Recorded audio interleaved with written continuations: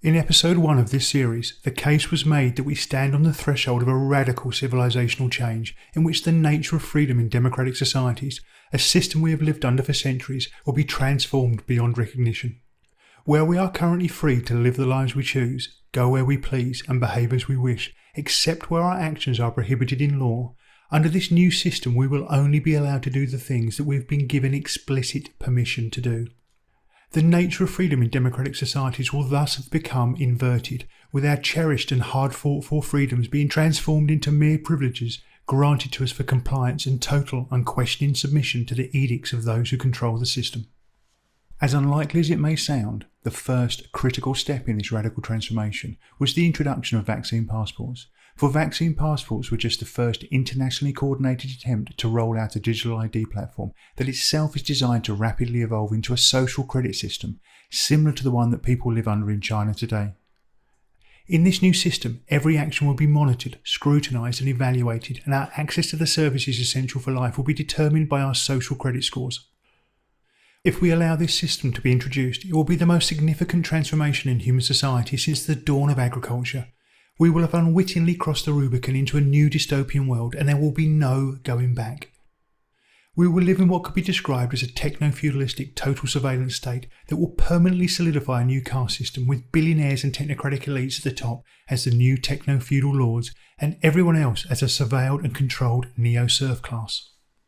It is not an exaggeration to state that such a transformation in the structure of our society will literally herald the end of human freedom for all but those at the top of this permanent and immobile caste system, and, even more significantly, it will fundamentally change the very essence of what it means to be human. But a major question remains to be answered. Why? Why introduce such a dystopian system of surveillance and control, and why attempt to implement it at this particular historical moment? The answer to these questions, together with a more comprehensive description of the structure of this totalitarian control architecture, will be the focus of episode 2. We are all intimately aware of the rapid advancements in technology that have occurred over the past 20 years. Most of us carry devices in our pockets that would have looked like science fiction a couple of decades ago, but the developments we've seen in recent years only hint at what is to come.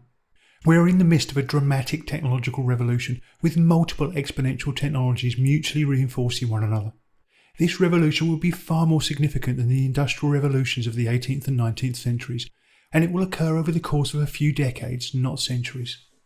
The exponential rise in computational power, coupled with similar increases in data harvesting technologies and rapid advancements in the field of artificial intelligence, lay at the heart of this revolution and have the capacity to transform our world in ways few of us can begin to imagine. Artificially intelligent deep learning systems are increasingly capable of outperforming humans in a wide and ever-expanding variety of tasks. Developments in natural language processing and voice recognition mean that these systems can interact with people in ways that are almost indistinguishable from flesh and blood humans. Advances in image recognition mean that these systems have the capacity to interpret the world around them and outperform humans at even highly skilled tasks such as radiological diagnosis and the identification of cancerous tumours. Multi-layered neural networks, modelled on the way our brains process data, allow these systems to interact with novel environments and successfully navigate situations that they have not previously encountered. Self-driving cars are the perfect example of this. These emerging artificially intelligent systems, coupled with advanced robotics and sensors, are about to replace human beings right across the workforce in numbers that are hard to comprehend. Although estimates vary, approximately 50% of the jobs in advanced economies will be able to be performed by AI by the middle of the 2030s. And as the technologies continue to improve, that number is only set to increase significantly in the decades ahead. These transformations in the workplace are not limited to low-skilled jobs and are completely agnostic to the colour of someone's collar. Radiologists, copywriters, legal secretaries, drivers, graphic designers and artists, computer programmers and even doctors and surgeons are in the firing line as these intelligent systems are rolled out across the economy and take on ever more complex and challenging tasks. This technological revolution will not create more jobs than it destroys, as some techno-optimists may argue, and the tsunami of technological unemployment does not lay far off in the future. It's happening right now, and by the middle of the 2040s, when children born today are about to begin their working life, 75% of today's jobs may have been automated out of existence, with comparatively few new jobs created to replace them. It is not difficult to grasp the incredibly destabilising impact that this surging wave of technological unemployment and the emergence of a vast, permanent and ever-increasing economic underclass could have on society. Increasing inequality, deepening polarisation, rising crime, social unrest and authoritarian crackdowns seem all but certain if we continue on our current trajectory. But although the scale of these challenges and the pace of these seismic shifts may come as a surprise to many, it has not crept up on those who sit in the boardrooms of global corporations, work in the higher echelons of government, or who congregate at the annual meetings of business leaders and political power brokers at events like the World Economic Forum in Davos, Switzerland. In fact, the impending societal transformation has been obvious to anyone willing to look closely at the trajectory of our technological developments for at least the past 2 decades. For instance, Jeremy Rifkin's book, The End of Work, published over 25 years ago in 1995, clearly outlined how advances in computing power and the emergence of increasingly intelligent machines would lay waste to entire categories of employment, stating then that 75% of jobs were simple repetitive tasks and therefore extremely vulnerable to automation. Their introduction was hardwired into the dynamics of capitalism and the market system. The only question that remained was how to manage the enormous societal dislocation that would occur as a huge percentage of the population was exiled into permanent economic irrelevance. Armed with such foreknowledge of the transformation ahead, I simply ask you, is it not obvious that those who possess power and influence would have been developing their plans for the future of this radically different world?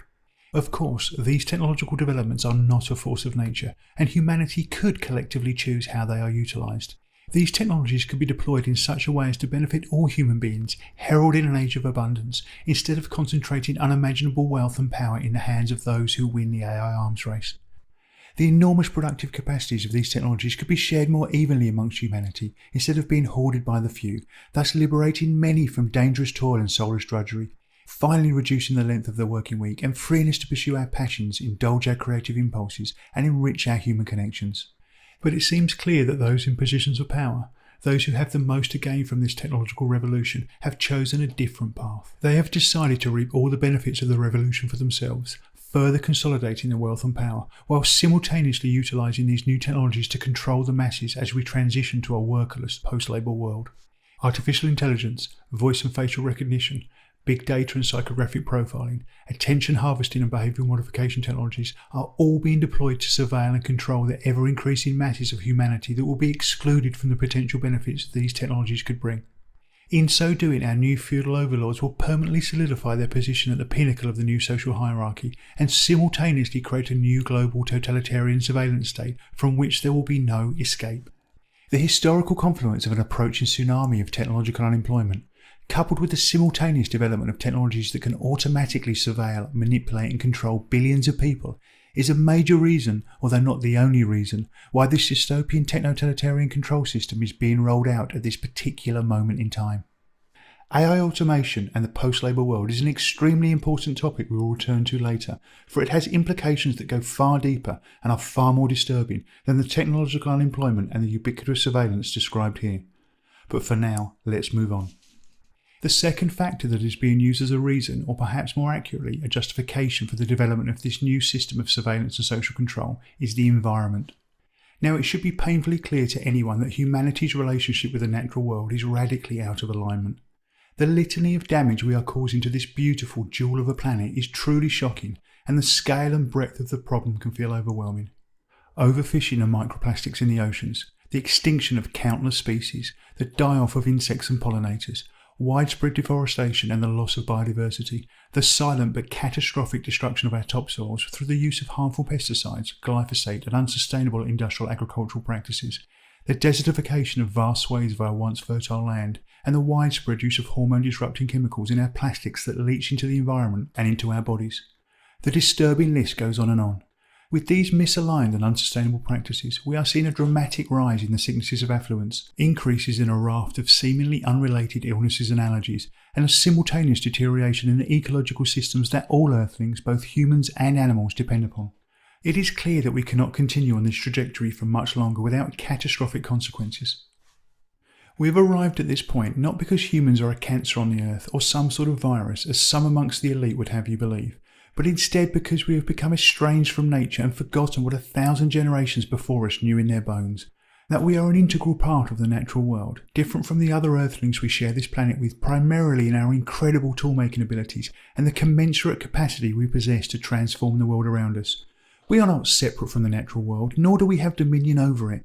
We are just one miraculous strand in the multitudinous web of complex connections that shape the planet we call home, completely dependent upon the bounteous, self-renewing systems of nature. To solve these complex environmental problems, we must again come into harmony with nature and see the natural world as having intrinsic, innate worth, rather than only for its utilitarian value as a resource to be exploited, monetised and then discarded. Contrary to what the doomsayers will have you believe, and despite the scale of the challenges, we have everything we need to do this. For although we live on a finite planet, the two resources that are most critical to this transformation have no such limitations: our ingenuity and our adaptability. Utilising our modern technologies and guided by ancestral wisdom, we can remove our dependencies on pesticides and poisons and instead deploy regenerative agricultural practices to heal our soils, our ecosystems and ourselves in the process. We can free ourselves from the empty and unfulfilling hamster wheel of consumer fetishism, end the illogical and egregious practice of planned obsolescence, and transform our single-use, fast-fashion, throwaway culture into one that values connection, community and integrity. And whether you see global warming or its rebranded variant climate change as an existential threat predominantly caused by the burning of fossil fuels, or conversely as a largely natural, cyclical phenomena that humans are having little meaningful impact upon, it seems somewhat archaic that in this world of particle accelerators, space telescopes... It was the latter. It's cyclical, and human plays no part in it.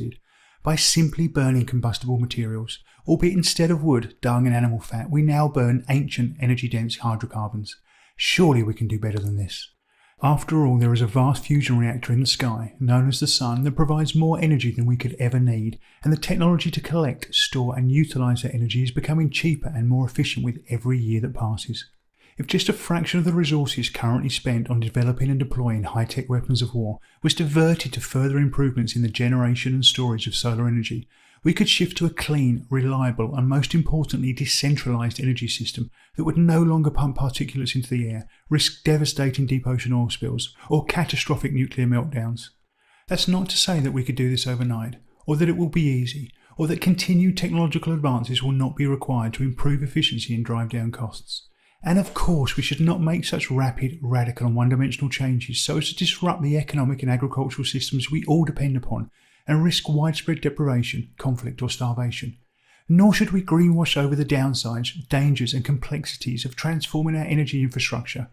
But making these changes is completely within our capabilities, and that's without even considering the exotic energy generation technologies that are almost certainly locked away in black projects, funded by our taxes, which have never seen the light of day. But once again, rather than take such a life-sustaining and life-affirming path, the elites have seized upon the environment, and anthropogenic climate change in particular, as the perfect way to justify and extend their control agenda, with human-generated CO2 characterised as the prime driver of climate change and posing an existential threat to humanity. The case is being made that every aspect of our lives must therefore be monitored and controlled to curtail its production. But just as vaccine passports were deceptively promoted as an essential tool in the fight against COVID, but were really just a Trojan horse used to introduce a digital ID scheme, carbon credits will soon be rolled out, marketed as a critical mechanism in the battle against climate change, but in reality, they will just be another mechanism for social control and surveillance. Through this sleight of hand, the environment is being weaponised and turned against us by those who wish to create this new totalitarian system. Tied to the vaccine passport digital ID system, personal carbon credits will be issued to nearly every human being on the planet, the exact amount you are allocated being dependent upon your social credit score. The freedoms we have all enjoyed for all our lives, the freedom to live the lives we choose, go where we wish, enjoy our leisure time as we desire, and even eat what we want will in an instant have been taken from us. We will be little more than livestock, tagged and monitored, prodded and punished, grateful for whatever scraps of food and freedom we are given by our masters. However, digital IDs, social credit scores and carbon credits do not complete the architecture of technocratic control that is planned for us. There is one further element of the envisioned system that is missing: a new type of money. The global financial system we have lived under for the past 50 years, a fiat-based money system built upon the US dollar as the global reserve currency and the de facto currency of global trade, is rapidly coming to an end. As the elements of the new surveillance and control architecture described here are manoeuvred into place, the current financial system has consequently lived beyond its usefulness for those who have ambitions to reshape the world. The financial system we live under today is a vast collective illusion. Nearly every dollar, pound, euro and yen in existence today is created out of nothing, simply conjured into existence by typing on a computer keyboard, when commercial banks make loans to individuals and businesses, or when central banks buy bonds from governments and the financial sector. It is nothing more than a giant Ponzi scheme of unimaginable proportions, and, like every Ponzi scheme, sooner or later it has to collapse. This is a mathematical certainty. Each round of quantitative easing, a euphemism for creating new money out of nothing, may appear to breathe life into the system for a while, but like injecting a dying patient with adrenaline, the boost is only temporary and it makes the inevitable demise all the more certain. The tens of trillions of dollars, euros and pounds created during COVID as businesses were forced to close and whole countries were locked down has served to prime the charges and seal the fate of the financial system. Perhaps, along with the introduction of the digital ID system, that was the part COVID was always supposed to play. The inflation we are seeing around the world today is the first sign of this impending crisis, and despite what the talking heads on the news will have you believe, it is not primarily caused by global supply chain issues or Putin or the war in Ukraine, but because trillions of dollars, euros and pounds were created out of nothing and pumped into the global financial system. It is not cyclical, it is not transitory, it is not a blip. It's systemic, and the economic convulsions we are beginning to witness are going to get a lot worse. At some point in the coming months or years, when the stage is set and the technical infrastructure is ready to go, the global financial system will be consciously and deliberately imploded. Like knocking over the first domino in a world record attempt, a big global player or G7 country will get into trouble. Automated trading systems around the world, like BlackRock's Aladdin, will start liquidating trillions of dollars of assets, and the contagion will be unstoppable. As people rush to pull their money from the banks, their accounts will be frozen, ATMs will be emptied, and food shelves will soon follow. In our just-in-time, high-tech, interconnected world, the right push on the right weak link at the right moment will be enough to initiate a collapse, not a recession or a depression, but a cascading systems failure. A controlled demolition, if you will, of the financial system and the global economy that relies upon it. But to what end? Why deliberately bring down the whole house of cards? The goal is the creation of a completely new global financial system, based upon new digital-only currencies that will enable complete surveillance and control of the most intimate aspects of our lives and, more importantly, demand our absolute compliance. To achieve that end, the old system must be destroyed, but this is a small price to pay for those who want to create a new world out of the rubble of the old. When the chaos has unfolded for long enough, and fear and despair have overwhelmed all but the most grounded and prepared, the new solution to the manufactured problem will be revealed to the desperate masses. Central bank digital currencies, or CBDCs as they are termed, will be rushed to market at warp speed as a solution to all our woes.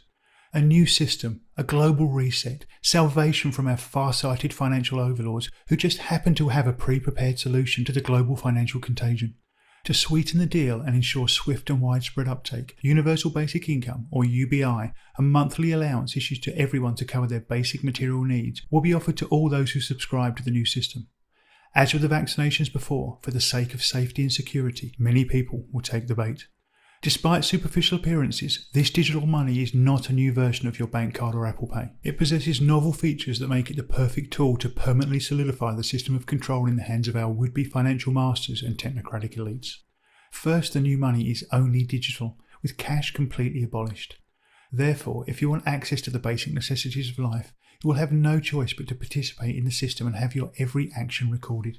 Second, these digital currencies are programmable, meaning that unlike the money we use today, this digital money can be programmed to only be used to purchase certain types of goods and services.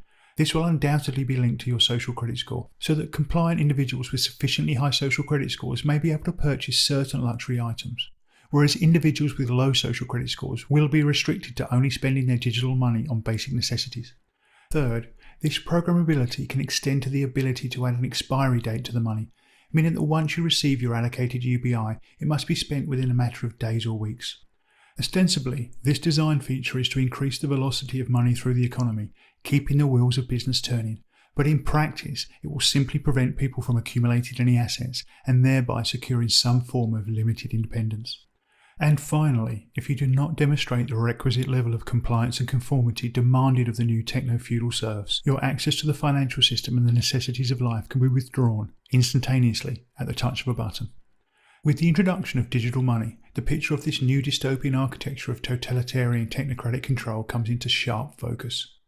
The digital ID is the critical core of the system, linking all other aspects of the surveillance and control architecture into a unified whole. The new digital-only currency is facilitating the monitoring, evaluation and control of everything we consume, and the social credit score assigned to each person used to determine the privileges that they have access to, the amount of resources they are allowed to acquire, and the carbon credits they are allocated. Overlay this system with ubiquitous surveillance of everything, literally everything we do, both on and offline, and it becomes the perfect feedback loop for behavioural modification and operant social conditioning. Of course, these restrictions will not apply to our new feudal overlords, the billionaires and technocratic elites and their mouthpieces in the media and government. They will not be required to have their regular mRNA shots or have restrictions on where they can travel, what they can purchase and the food they can eat. And they will not have to submit completely to the will of the technocratic state in order to get access to their monthly UBI tokens. That's just for the rest of us. That's just for the serfs. At this juncture, it is important to briefly return to the topic of AI automation, for this has other deeply disturbing implications that are critically important to understand. Throughout history, the ruling classes have had a dependency relationship on the greater mass of humanity. The aristocracy and the feudal lords needed the peasantry to work in their fields and fill the ranks of their armies when called upon. And the industrialists that followed them needed the lower classes to fill their factories, man the production lines, and take their places in the mechanised armies of the 20th century. But in the new world that is fast emerging, where robots and artificially intelligent systems are capable of performing ever-increasing swathes of what was once reserved for human beings, the dependency relationship between the elites and the masses will finally be severed. The techno-feudal elites in this new world will simply have no use for the billions of marginalised and technologically excluded flesh and blood humans. Given the utter disdain that the wealthy and powerful have repeatedly shown towards the masses throughout the ages, with hundreds of millions of young men callously sent to their slaughter in pointless wars of conquest and extraction, where the civilian populations of entire cities have been incinerated with firebombs and atomic weapons, and tens of millions starved to death during great leaps forward or murdered en masse by their governments in vicious ideological purges. This changed relationship should give anyone with even a cursory understanding of history cause to be profoundly concerned. For although the development of an automated total surveillance and control architecture, as described here, may be an efficient and cost-effective short-term mechanism to keep a lid on the social turmoil that this technological revolution will bring, it may not turn out to be the elite's ultimate solution to the perceived problem of a rising mass of humanity that has suddenly become surplus to their requirements and a drain on the precious resources that they covet.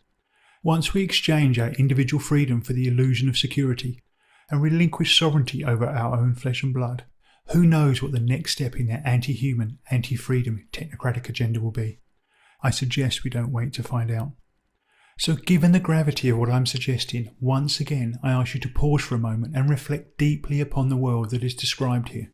Imagine the experience of living in such a world where every action is monitored and controlled, a world in which where you can travel, the food you can eat, and what you can spend your money on is completely dependent upon your unswerving compliance to the diktats of the technocratic state. A world where you have no inherent rights or freedoms, only temporary privileges that are granted to you based upon your total, unquestioning submission. A world in which you and your children are born into a permanent caste system from which there is no escape, where there is no hope for meritocratic progress or betterment beyond the marginal enticements of a higher social credit score. A world where ingrained deep within you is the knowledge that the slightest deviation from prescribed norms or mandated rules, the most minor infringement of action, speech or even thought, will lead to immediate and automatic restrictions on your ability to travel, consume or even access information, and where exclusion, expulsion or worse awaits those who do not submit completely to the will of the technocratic state.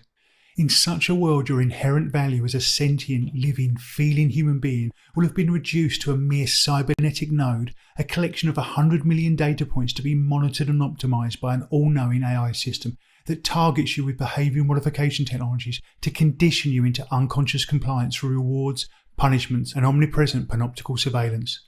Forced to live in smart cities with little or no access to the natural world, you will no longer be a free human being. You will be something else, and your children and all those that follow will be condemned to live this same inhuman existence in perpetuity, never able to break free or even conceive that another type of world was even possible.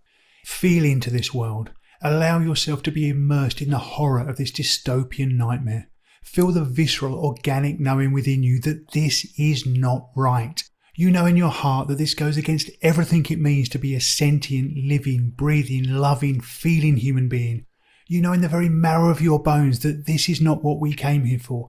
This is not our future, for no human wants their children to be born, live and die in a prison. But this is what they have planned for us. This is their great reset, and this is what will come to pass if we stand idle, silent and do nothing. For hundreds of thousands of years, humanity has strived against adversity, overcome incredible odds, grown and flourished on this planet. Our species has persisted through ice ages and devastating global cataclysms, survived famines, floods and plagues and all manner of challenges that are now lost to the depths of mythical time. We have built unfathomable monuments of stone and steel, created artistic works of mesmerising beauty, written great literature that illuminates the human journey, and philosophies that attempt to make sense of our very existence. We've ventured to the bottom of the oceans, peered out into the farthest depths of the universe, and looked back into the most distant epochs of cosmic time. We've wrestled with the biggest questions of all. What is reality? Why are we here? What is the meaning of existence? What is the nature of love?